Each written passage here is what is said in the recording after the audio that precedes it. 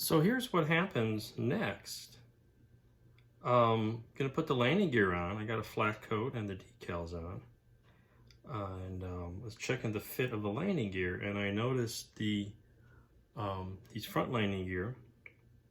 There's a little hole in the side of the fuselage, and these things fit in there and go back. But the little tab, the little round thing at the end here, it was not long enough to extend out far enough. So as you can see, I added a little piece of cylindrical styrene sprue super glued on the end here, and that makes it just long enough because this didn't extend out.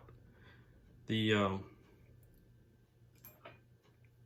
this branch here was bumping into the fuselage opening and was not making a good mate with the short stub on that pivot.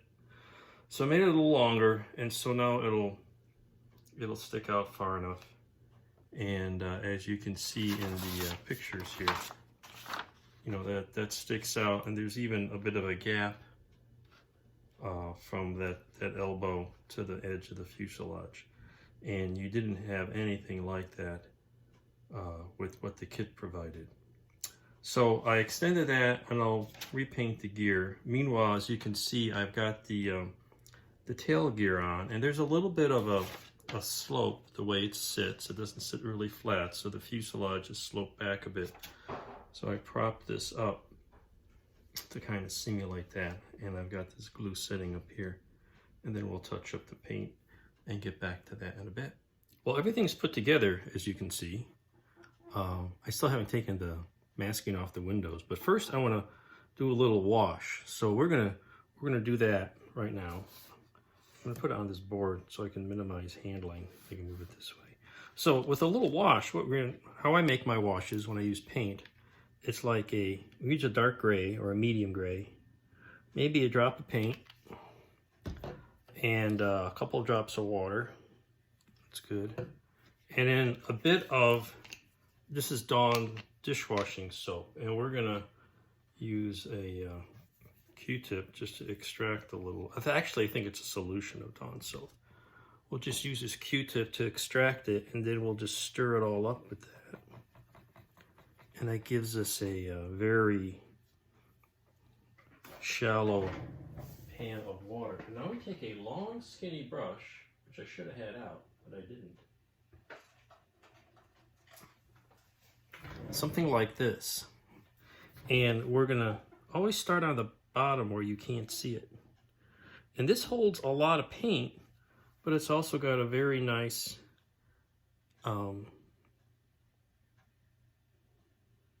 see, and it just flows in the lines like that.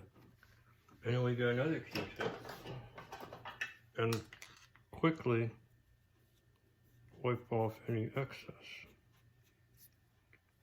So that seemed to work okay. So what I'm going to do is also have a thing of just clean water, and we'll try these lines here. See, this has got it's got the flat coat on it already, so maybe I should have. It's not going to work. Let's do it this way. Should have done this before I put the flat coat on, but you can control it well enough. That's not really necessary. And normally you kind of let it dry, and then you would take your cleaner to get rid of the excess on the panels. But I like to do it before it sets up too much, because see, that's a nice little line there, and you can kind of wipe that excess off without too much of a mess. So we'll do that for a little bit and have some panel line fun. That's how I do that. The landing gear came okay. I had to extend these pieces, as you can see, just to get them sticking out a little further. And it's just a goofy, gotta touch the paint, a goofy little set of landing gear, even on the back. So we'll continue that, and then touch up the paint, and then check out the windows in a bit. do a little close-up here of how I'm attaching these landing gear doors. This is the landing gear door, and there's no attach points or anything. It needs to sit over the shoulder here of the leg. And so I got a piece of little L-shaped plastruct, which I lost, glued it to the top here, glued a little piece of a rod that I had painted silver, and on the back of this I put a little piece of square styrene. And what's going to happen is I'm going to just attach the little actuator rod under the piece of styrene, and then this little elbow here will support the longer piece that goes to the back. Now, if you look at photos, it actually looks like this piece doesn't extend all the way to the back. You see the photo here, it stops short, and I think that's because the leg folds up and over and the landing pad is actually there. But not having any real detail on what it looks like when used, I'm just going to go with the kit parts. So I'm about to glue the little piece here, put a little glue, probably going to use some acrylic glue on these two locations, and that should hold it on. It's pretty lightweight, doesn't take a lot. Meanwhile, in the back, I've added a piece of wire that I painted and just super glued it to the back, drilled a little hole under the engine area to replicate this piping you see in the back of the thing. So it's coming along, and then I also, you can see, have removed the earlier masking from the windows, and so I'll be replacing that with some clear window putty here shortly. And that's pretty much it. There you go.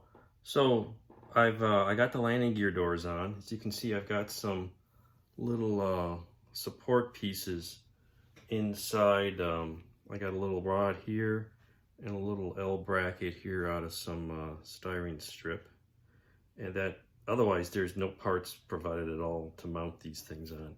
And then the tips kind of sit on the corner of the landing gear. So I've glued on in 3 places and able to get them both sort of symmetrically applied. And then I put I found a pitot tube from an old kit somewhere, got a little piece of circular sprue, drilled a little hole in it in the tip, and then glued it to the vehicle first with acrylic glue, and then some, because it's styrene to painted resin, and the acrylic is all you need for something this lightweight. And then I used Tamiya thin glue to glue a styrene to styrene, and then solidified it with a drop of CA, and then touched up the paint. So that took care of that, and we got the little exhaust detail on the back here. So that's it. It's done. And of course, you can see here the results of the windows using clear window glue to make the little windows, the center one on the front and the 2 on each side. So here is your MiG, what is it, 11105 or something. EPOS stands for something like experimental air vehicle or something crazy like that. So that's it, and 70-second scale. I think that's a nice quick build. It's not a bad kit.